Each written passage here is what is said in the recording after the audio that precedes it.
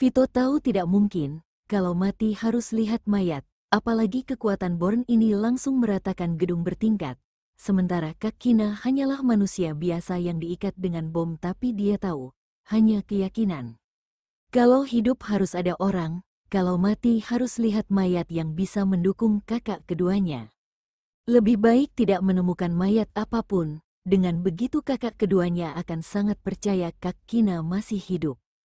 Sekitar 1,5 jam berlalu, tim SAR, polisi bersenjata dan prajurit tiba di lokasi, mendengarkan perintah Ezra, menggunakan alat penggali profesional memindahkan sisa bebatuan dengan hati-hati.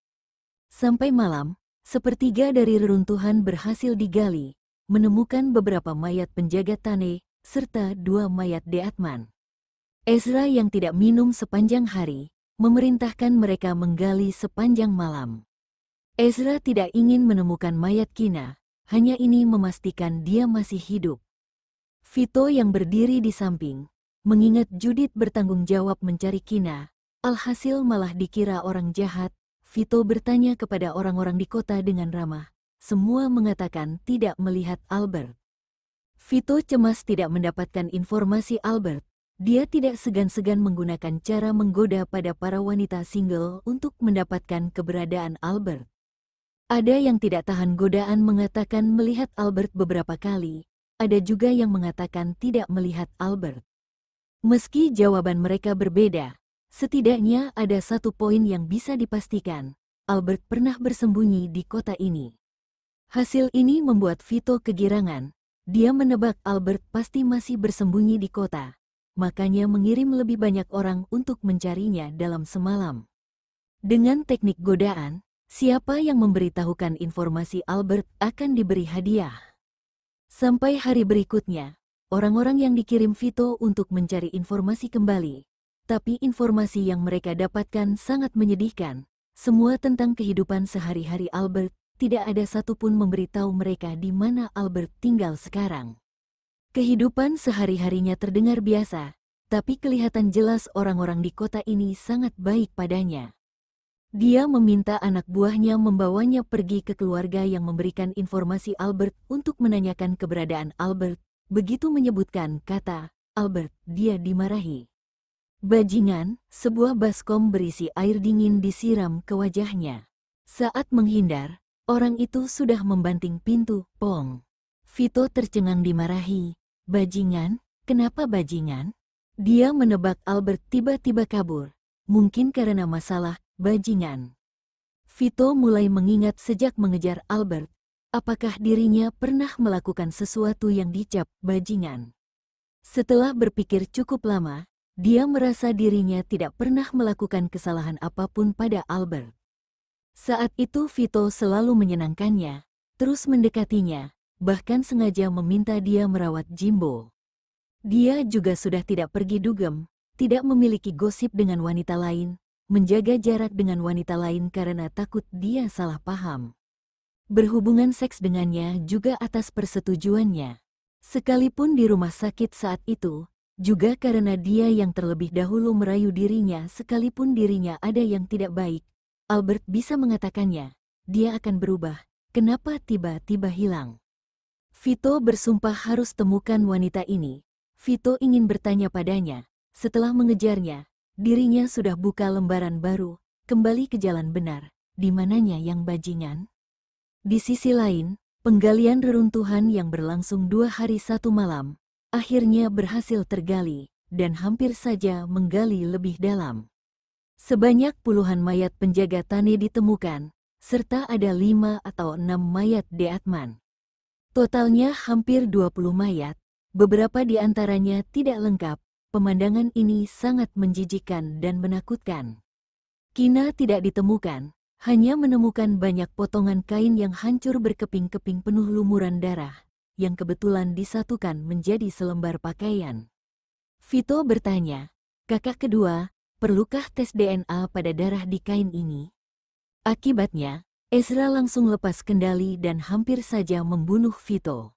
Vito yang berdiri tidak tahu, menatapnya tanpa mengucapkan sepatah kata pun. Ada banyak emosi kompleks yang mengejutkan di matanya yang dalam, seperti paranoia, panas, kegilaan, dan sebagainya. Sejak saat itu Vito tidak berani mengungkit nama Kina lagi, takut kakak keduanya benar-benar menjadi gila. Ezra tidak percaya Kina mati seperti ini. Dia menyimpan kain berdarah ke brankas dan menguncinya, tidak membiarkan siapapun menyentuhnya. Dia melakukan hampir semua yang dia bisa, memposting pemberitahuan orang hilang, mengirim banyak orang mencari keberadaan Kina, Albert dan Kevin di seluruh dunia. Setengah tahun kemudian, Ezra tiba-tiba menghentikan tindakannya. Tidak ada yang tahu kenapa dia tiba-tiba berhenti. Setelah itu 4 tahun kemudian di kota Zaun. Di sebuah villa mewah, pria yang memancarkan aura mulia duduk di sofa tanpa ekspresi, mengenakan seragam militer tampan yang disetrika dengan rapi, sambil membaca koran militer yang baru diantar. Dan pria kecil yang duduk di sebelahnya, bukan versi mini dari pria ini, tapi mirip dengan pria ini, sangat tampan, lembut, dan penyayang. Sudah ku daftarkan kamu masuk TK, seminggu lagi kamu sudah masuk sekolah. Ucap pria itu memberitahu pria imut dan tampan di samping. Wajah Clayton yang tampan dan dingin, dengan bulu mata tebal dan lentik, sedikit mengerutkan kening tidak senang. Melihat pelayan membawa sarapan keluar dari dapur, Clayton melompat turun dari sofa, berlari ke atas dengan kaki pendeknya tanpa melihat ke belakang. Tuan muda, sarapan sudah jadi, sudah bisa sarapan. Kepala pelayan yang hampir berusia 50 tahun berkata dengan hormat pada punggung tuan muda. Ezra dengan anggun menutup koran, meletakkannya di atas meja di sebelah, berjalan menuju meja makan, siap untuk menyantap sarapan. Tuan, aku mau mengantarkan sarapan untuk tuan muda, jangan biasakan dia. Ezra menyela kepala pelayan, bagaimana kalau aku memanggil tuan muda turun untuk sarapan? Kepala pelayan dengan hati-hati meminta pendapat. Meski sebatas hubungan atasan dan bawahan, tapi di hati kepala pelayan, dia mencintai tuan muda seperti cucunya sendiri, tidak tega melihat tuan muda kelaparan. Melihat tuannya menyantap sarapan dan tidak mengatakan apa-apa, kepala pelayan segera berjalan ke atas. Begitu Clayton kembali kamar, ia segera mengunci pintunya. Kemudian membuka WeChat di tabletnya, video call dengan kakek buyutnya. Leicester, rumah keluarga Okto. Kakek Okto sedang sarapan, mendengar HP di sakunya berdering ada video call. Dia melihat sekilas, ternyata video call dari cicitnya. Ia segera meletakkan sendok, menjawab video call dengan gembira. Clayton sayang, rindu kakek buyut ya, pagi-pagi sudah video call? Atau ingin ucapkan selamat pagi pada kakek buyut? Melihat mata cicitnya merah, berlinangan air mata dan cemberut tidak mengatakan apa-apa, seakan dianiaya, kakek Okto bertanya, cepat beritahu kakek buyut, papi marahi kamu, iya. Clayton ragu sejenak sebelum mengangguk pelan, bajingan itu. Kakek Okto bergumam marah, lalu detik berikutnya segera mengubah ekspresinya, tersenyum ramah, berkata, Clayton sayang, jangan khawatir. Kakek pasti bantu kamu marahi dia. Clayton mengangguk pelan, melambaikan tangannya ke arah kamera, kemudian menekan tombol akhiri video call. Clayton meletakkan tablet, melepas sepatunya dan naik ke tempat tidur, memeluk bantal kecil yang menemaninya tumbuh dewasa. Menatap wanita yang tercetak di bantal, mata pria kecil itu memancarkan sentuhan kesuraman di lantai bawah. Ezra yang sedang sarapan, menyipitkan mata melihat panggilan telepon dari kakek, dengan tenang menggeser tombol jawab. Kakek, nada bicaranya sangat dingin. Bajingan kau Ezra, marahi cicit kesayanganku lagi? Kakek Okto bertanya dengan suara marah di ujung telepon. Tidak ada, Ezra membantah mentah-mentah, karena tahu putranya mengadu ke kakek. Masih bilang tidak ada, cicit kesayanganku nangis, kamu masih berani menyangkal? Ezra, kalau kamu tidak bisa jaga Clayton, antar dia balik ke Leicester, kami bantu kamu jaga. Begitu kakek Okto membayangkan tampang sedih cicitnya, ia tidak tahan untuk marah. Aku hanya beritahu dia untuk siap-siap masuk TK, Ezra menyela omelan kakek. Kakek Okto tercengang, berteriak dengan suara keras, Biarkan saja dia tidak mau masuk TK. Untuk apa paksa dia? Dia sudah berumur 5 tahun. Ezra mengerutkan kening. Nadanya sedikit bete. Tahun lalu dia sudah harus sekolah. Alhasil dia tidak mau. Kalian bilang masih kecil. Tunggu besar baru dibicarakan. Tahun ini bilang jangan paksa dia. Situasi Clayton memang berbeda dengan anak lain. Apa kalian ingin manjakan dia tinggal di rumah, seumur hidup jadi sampah? Kalian itu tidak mencintainya, tapi menyakitinya. Kamu juga tahu situasi Clayton sedikit istimewa.